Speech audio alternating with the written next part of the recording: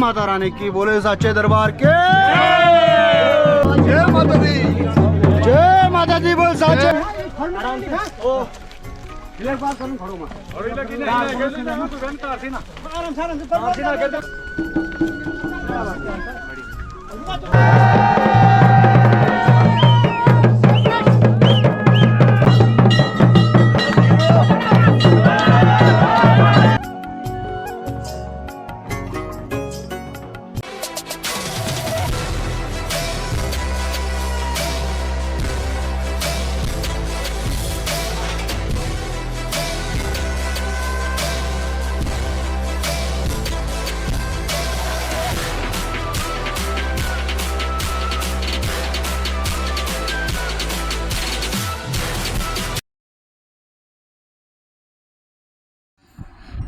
दोस्तों आप सभी को मेरा नमस्कार।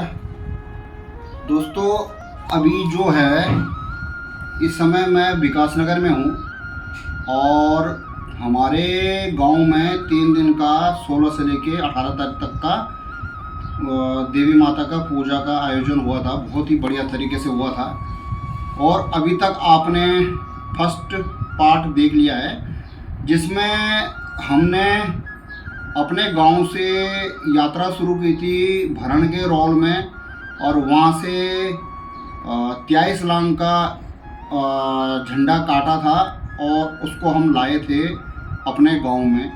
बिल्कुल नाचते गाते हुए गए थे। गांव से तकरीबन 5 किलोमीटर नीचे है और वो जगह ऐसी जगह है कि जहाँ बाघ का बहुत ज़्यादा खतरा है, घास झाड़ी झूड़ी वाला एरिया है और उस जगह में जाके हम जैसे अपने पारंपरिक रिवाज होते हैं प्रॉपर तरीके से उसी प्रकार से ढोल डमों के साथ नाचते गाते हुए गए और इस कार्यक्रम में हमारे देवी देवता भी जागृत हुए और उन्होंने भी काफ़ी नाचे और हम लोगों के ऊपर उन्होंने पिठाई लगाई, चावल वगैरह छिड़के और जो लोग घर से परेशान थे वो उनके एक तरह से उनके सामने अपने दुख, अपनी जो तकलीफ़ है वो उन्होंने बताया और उस चीज़ के लिए जैसे हम लोग मानते हैं या मान्यता है हमारे गढ़वाल में रीति रिवाजों के अनुसार, तो उस प्रकार से पूजा अनुष्ठान हो।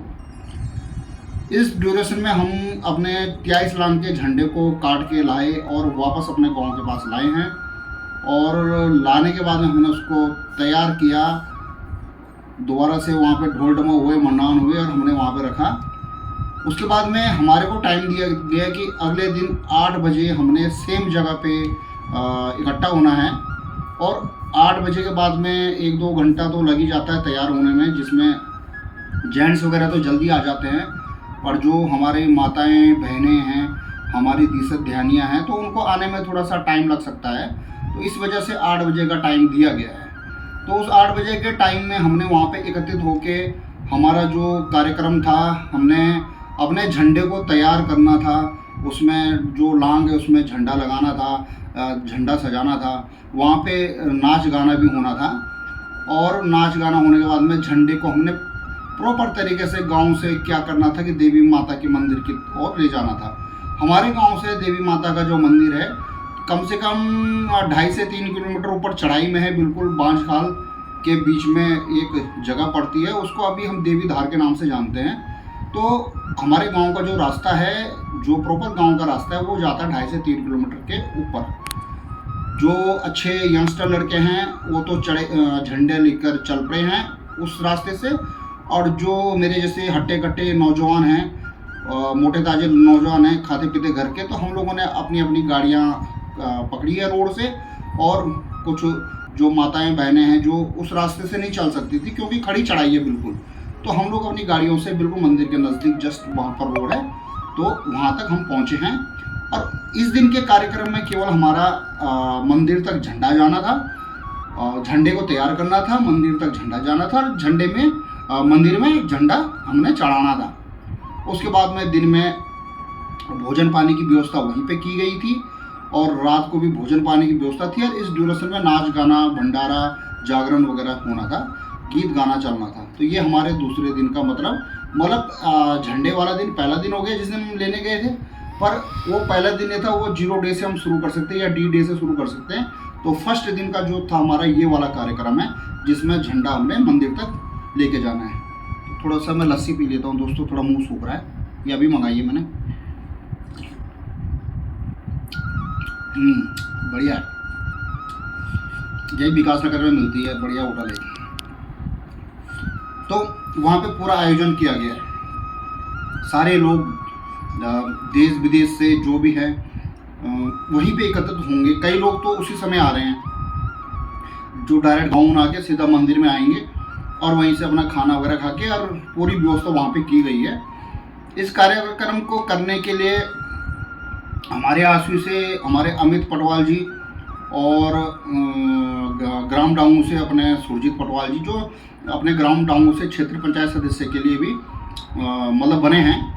इस साल 2026 से लेके नेक्स्ट 4.5 साल तक अभी उनका कार्यक्रम में 6 महीने तो निकल चुके हैं। तो इन दोनों महानुभावों ने सुनियोजित तरीके से ये कार्यक्रम को एक सुदृढ़ तरीके से तैयार किया था, एक रूपरेखा तैयार की थी, और जिसको आगे की तरफ बढ़ाया। हमारे मुकेश भाई जी हो गए जो घर में हैं, हमारे टीचर साहब हैं, तो इन लोगों ने काफ़ी सपोर्ट किया है और इस प्रकार से एक रूपरेखा बनाई है कि ये कार्यक्रम 3 दिन का अपने सुचारू रूप से चले, किसी को कोई कष्ट ना हो और सही तरीके से संपन्न हो, और आगे आने वाले टाइम के लिए या यंग जनरेशन के लिए उदाहरण बने, ताकि हम आने वाले अगले साल भी इसी प्रकार से करें।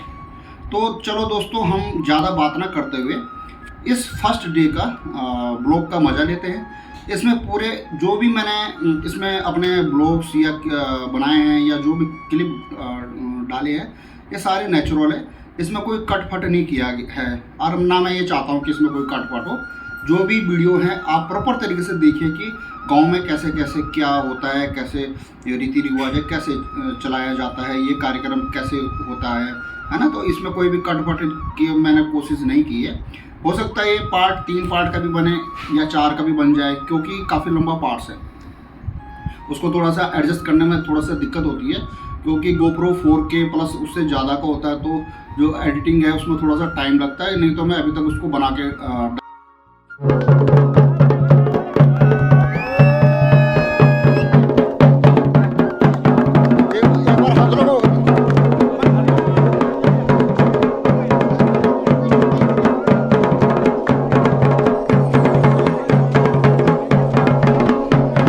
जब पूरा गांव मां के ध्वज के साथ जाग उठा। जय मां बालकुंवारी। देवभूमि उत्तराखंड, वो भूमि जहां हर पहाड़ एक कहानी सुनाता है, हर जंगल अपने भीतर सदियों पुरानी परंपराओं को संजोए हुए है, और जहां हर गांव की अपनी एक अलग पहचान है। इन्हीं ऊंचे ऊंचे पहाड़ों के बीच प्राकृतिक सौंदर्य से घिरा एक छोटा सा गांव डांगू, पौड़ी गढ़वाल की गोद में बसा ये गांव सिर्फ एक गांव नहीं, बल्कि उन लोगों की पहचान है जो अपनी संस्कृति, अपने संस्कार और अपनी कुलदेवी के प्रति आज भी उतनी ही श्रद्धा रखते हैं जितनी उनके पूर्वज रखते थे। आज का दिन साधारण नहीं था, ये वो दिन था जिसका इंतजार पूरे वर्ष किया जाता है, क्योंकि आज मां बालकुंवारी के पवित्र ध्वज को पूरे विधि विधान के साथ मंदिर तक पहुंचाया जाना था। सुबह के ठीक 8 बजने वाले थे। पहाड़ों की चोटियों पर सूरज की पहली किरणें पड़ चुकी थी। हल्की हल्की ठंडी हवा देवदार और बांज के पेड़ों से होकर गांव की गलियों में बह रही थी। दूर कहीं पक्षियों की मधुर आवाजें और गांव के बीचों बीच ढोल और दमाओं की पहली थाप धीरे धीरे पूरे वातावरण को भक्तिमय बना रही थी। आज हर घर जल्दी जाग गया था। किसी घर में पूजा की तैयारी हो रही थी, कहीं प्रसाद सजाया जा रहा था, कहीं महिलाएं मंगल गीत गा रही थी, और गांव के युवा पूरी जिम्मेदारी के साथ ध्वज यात्रा की अंतिम तैयारियों में लगे हुए थे। पिछले दिन हम सभी गांववासी करीब 5 किलोमीटर नीचे भरन यानी गाड़क देरे तक गए थे, घने जंगलों, ऊबड़ खाबड़ रास्तों और कठिन चढ़ाई उतराई के बीच हमने मां के ध्वज के लिए 23 गांठ वाला पवित्र बांस लाया था। उस बांस की विधि विधान से पूजा हुई। मनी भाई ने पूरे श्रद्धा भाव से उसे काटा और सभी पटवाल भाइयों ने मिलकर उसे गांव तक पहुंचाया। आज वही पवित्र बांस मां के ध्वज का स्वरूप लेने वाला था।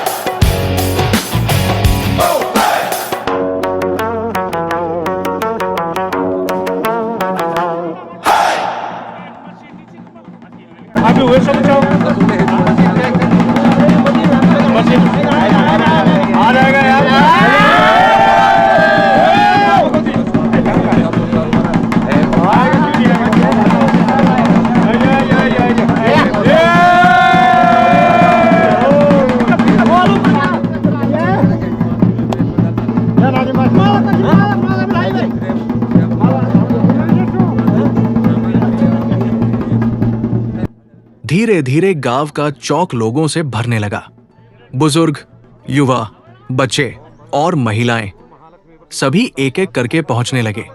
जो लोग रोजगार के लिए दिल्ली, देहरादून, हरिद्वार, हल्द्वानी या देश के अन्य शहरों में रहते हैं, वे भी इस अवसर पर अपने गांव लौट आए थे, क्योंकि कुछ परंपराएं ऐसी होती हैं जिनके लिए दूरी कभी मायने नहीं रखती। गांव के बड़े बुजुर्ग ध्वज की तैयारी पर अपनी पैनी नजर रखे हुए थे। वही युवा पूरे उत्साह के साथ हर छोटी बड़ी जिम्मेदारी निभा रहे थे। कोई रस्सियां बांध रहा था, कोई ध्वज के वस्त्र तैयार कर रहा था, कोई पूजा की सामग्री सजा रहा था, तो कोई आने वाले श्रद्धालुओं का स्वागत कर रहा था। यही हमारी पहाड़ी संस्कृति की सबसे बड़ी खूबसूरती है।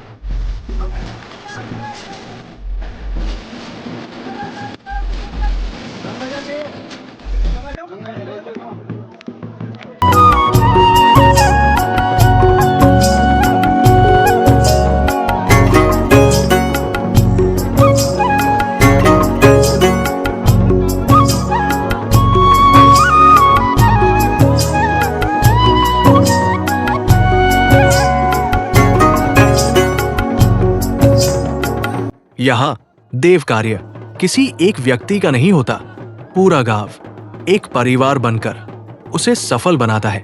कुछ ही देर बाद पंडित जी ने सभी को ध्वज के पास बुलाया। चारों ओर शांति छा गई। अगरबत्ती की सुगंध, घी के दीपक की लौ और वैदिक मंत्रों की मधुर ध्वनि मानो पूरे वातावरण को दिव्यता से भर रही थी। हर व्यक्ति हाथ जोड़कर मां बालकुमारी का स्मरण कर रहा था। कोई अपने परिवार की सुख समृद्धि के लिए प्रार्थना कर रहा था, कोई गांव की खुशहाली के लिए, तो कोई बस मां के चरणों में अपनी श्रद्धा अर्पित कर रहा था।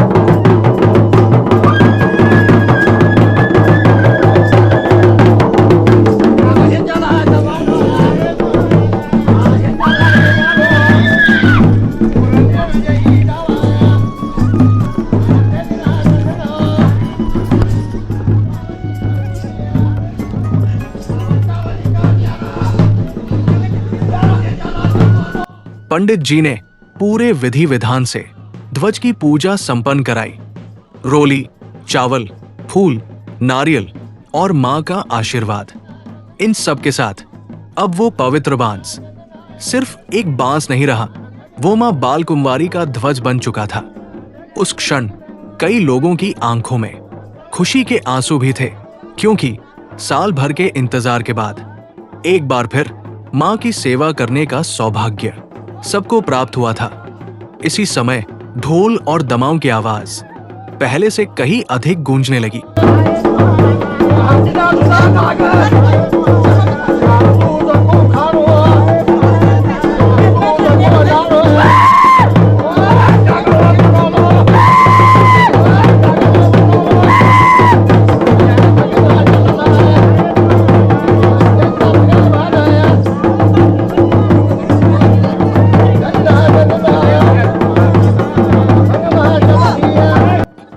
मानो अब पूरी देवभूमि मां के स्वागत के लिए तैयार हो चुकी हो, और अब वो शुभ घड़ी आ चुकी थी जिसका पूरे गांव को बेसब्री से इंतजार था। पंडित जी के मंत्रोच्चार के बीच मां बालकुमारी के पवित्र ध्वज को पूरे विधि विधान और श्रद्धा के साथ उठाया गया।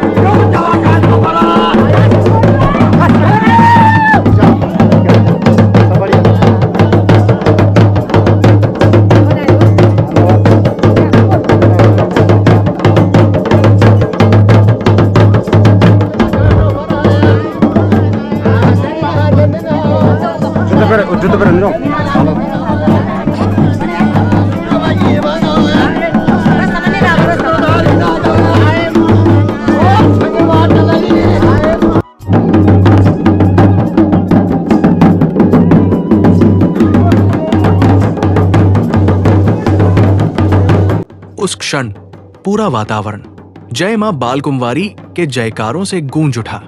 ढोल और दमाओं की थाप पहले से कहीं अधिक तेज हो चुकी थी। ऐसा प्रतीत हो रहा था मानो स्वयं देवभूमि मां के स्वागत में जाग उठी हो।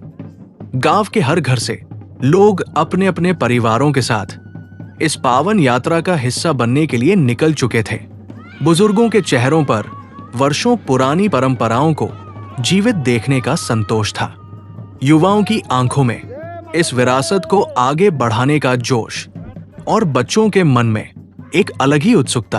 आज किसी के मन में कोई भेदभाव नहीं था, कोई छोटा बड़ा नहीं था।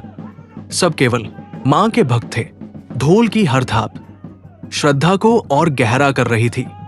दमाओं की गूंज पहाड़ों से टकराकर मानो मां के जयकारों को और दूर तक पहुंचा रही थी। इसी बीच कुछ श्रद्धालुओं पर देव शक्ति का अवतरण हुआ।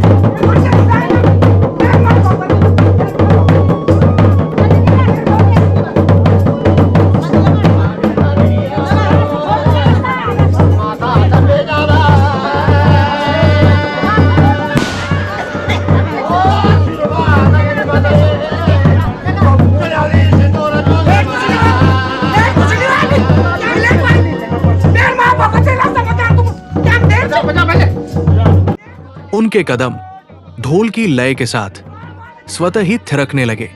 गांव के सभी लोग हाथ जोड़कर श्रद्धा और सम्मान के साथ उस दिव्य क्षण के साक्षी बने। ऐसे दृश्य केवल कैमरे में कैद नहीं होते, बल्कि जीवन भर दिलों में बस जाते हैं। अब ध्वज आगे था और उसके पीछे आस्था का सैलाब हर कदम मंदिर की ओर बढ़ रहा था। लेकिन ये यात्रा सिर्फ मंदिर तक पहुंचने की नहीं थी। ये यात्रा थी अपनी संस्कृति को अपनी अगली पीढ़ी तक पहुंचाने की, अपने पूर्वजों की परंपराओं को जीवित रखने की और मां बालकुंवारी के प्रति अपने अटूट विश्वास को एक बार फिर संपूर्ण श्रद्धा के साथ समर्पित करने की।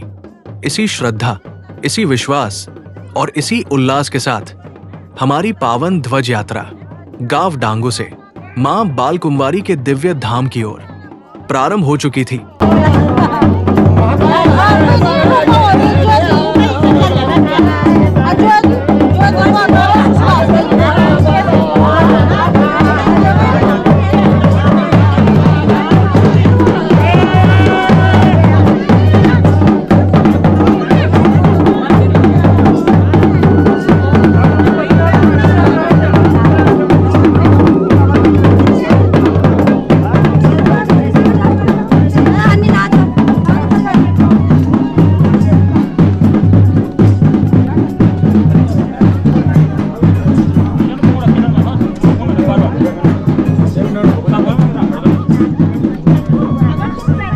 माता दी। जय माता दी। जय माता रानी की, बोले सच्चे दरबार के।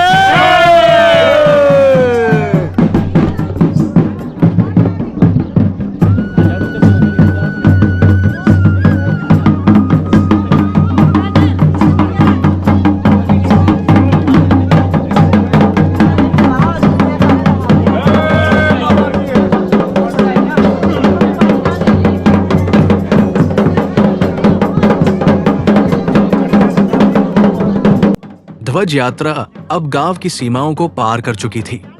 आगे मां बाल कुंवारी का पवित्र ध्वज और उसके पीछे श्रद्धा से भरा पूरा गांव। कोई ढोल की थाप पर नृत्य कर रहा था, कोई मां के जयकारे लगा रहा था। जय माता दी, जय माता दी, बोल सच्चे दरबार के।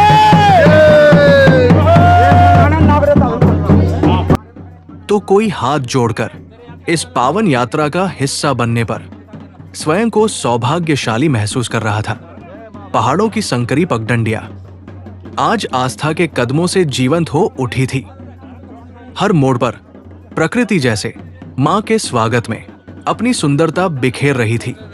दूर दूर तक फैले बांझ, बुरांश और देवदार के जंगल, ठंडी पहाड़ी हवाएं, पक्षियों का मधुर कलरव और ढोल दमाव की गूंज। ऐसा अद्भुत संगम शायद केवल देवभूमि उत्तराखंड में ही देखने को मिलता है। यात्रा आगे बढ़ती रही, लेकिन किसी के कदम थके नहीं, क्योंकि जब मन में श्रद्धा हो तो रास्तों की कठिनाइयां अपने आप छोटी लगने लगती हैं।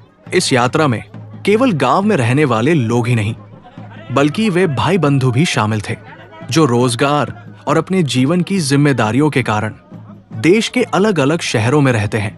लेकिन मां बाल कुंवारी का बुलावा उन्हें फिर से अपनी जन्मभूमि, अपने गांव और अपनी संस्कृति के बीच ले आया था। यही तो हमारी परंपराओं की सबसे बड़ी शक्ति है। ये केवल लोगों को मंदिर तक नहीं ले जाती, बल्कि दिलों को एक दूसरे से जोड़ देती है।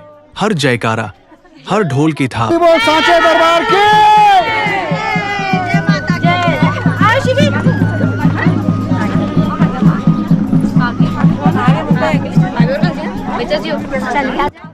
हर मुस्कान यही कह रही थी कि समय चाहे कितना भी बदल जाए, लेकिन अपनी संस्कृति, अपनी जड़ों और अपनी कुलदेवी के प्रति हमारा विश्वास हमेशा अटल रहेगा।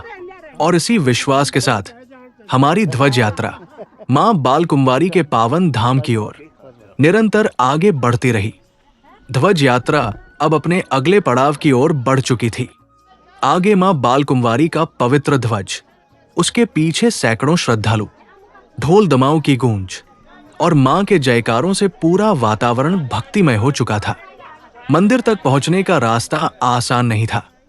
पहाड़ों के बीच बहते पानी के किनारे किनारे बनी संकरी पगडंडी, ऊंची चढ़ाई, पत्थरों से भरे रास्ते, लेकिन श्रद्धा के सामने हर कठिनाई छोटी लग रही थी। युवा पूरे जोश के साथ ढोल दमाव की थाप पर नाचते गाते मां के ध्वज को अपने कंधों पर लेकर लगातार आगे बढ़ रहे थे। हर कदम के साथ जय मां बाल कुंवारी के जयकारे पहाड़ों में गूंज रहे थे। उधर गांव के कुछ बुजुर्गों और छोटे बच्चों की सुविधा को ध्यान में रखते हुए हम भी कुछ साथियों के साथ वाहन से मंदिर की ओर निकल पड़े, क्योंकि मंदिर तक की चढ़ाई काफी कठिन थी और सभी का सुरक्षित पहुंचना भी उतना ही आवश्यक था। कुछ समय बाद हम मां बाल कुंवारी के पावन धाम पहुंच चुके थे।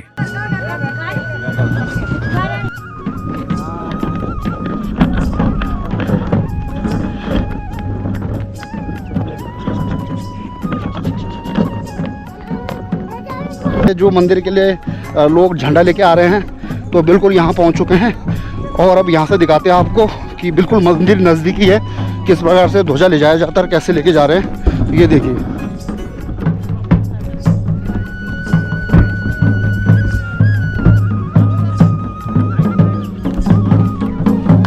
चारों ओर हिमालय की शांत वादियां, ठंडी हवाएं, घंटियों की मधुर ध्वनि और मंदिर का दिव्य वातावरण मन को एक अलग ही शांति का अनुभव करा रहा था।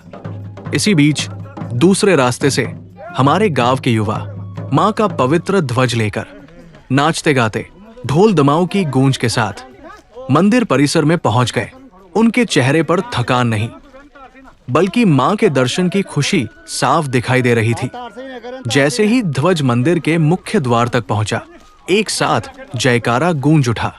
बोलो मां बालकुंवारी की जय।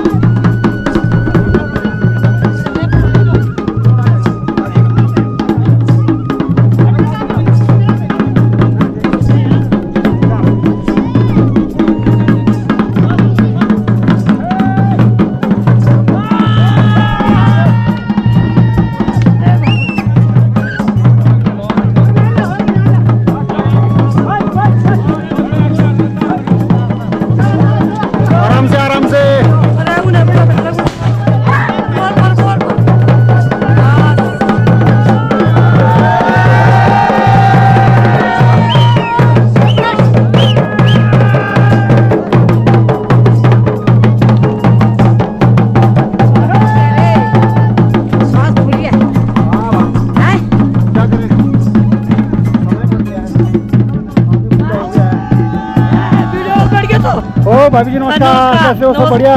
कैसा लग रहा है? अच्छा लग रहा है। मजा आ रहा है ना? मजा।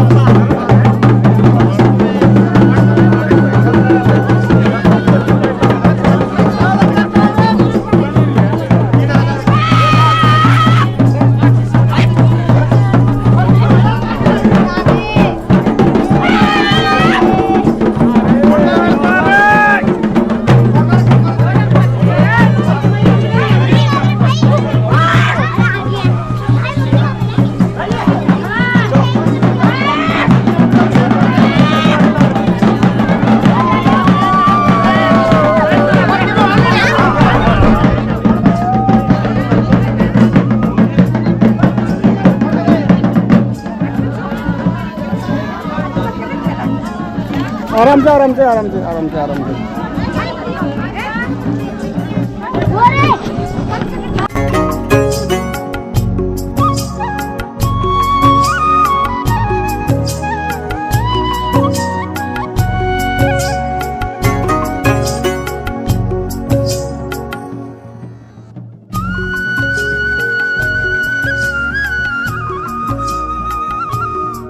उस क्षण पूरा मंदिर परिसर भक्ति और उत्साह से भर उठा। सबसे पहले मां के ध्वज के साथ मंदिर की परिक्रमा की गई। ये केवल एक परिक्रमा नहीं थी, ये अपनी श्रद्धा, अपने विश्वास और अपनी संस्कृति के प्रति समर्पण का प्रतीक थी। परिक्रमा पूर्ण होने के बाद पूरे विधि विधान और श्रद्धा के साथ मां बालकुंवारी के पावन धाम में ध्वज अर्पित किया गया। जैसे ही ध्वज स्थापित हुआ, ढोल दमाओं की थाप और तेज हो गई।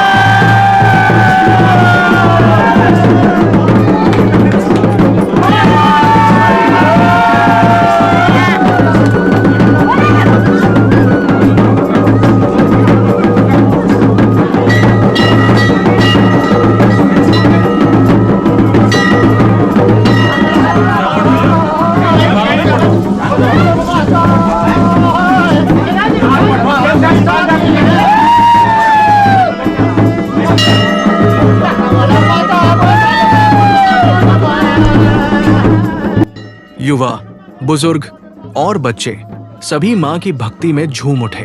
पूरा मंदिर परिसर भक्ति, उत्साह और अपार आनंद से भर गया।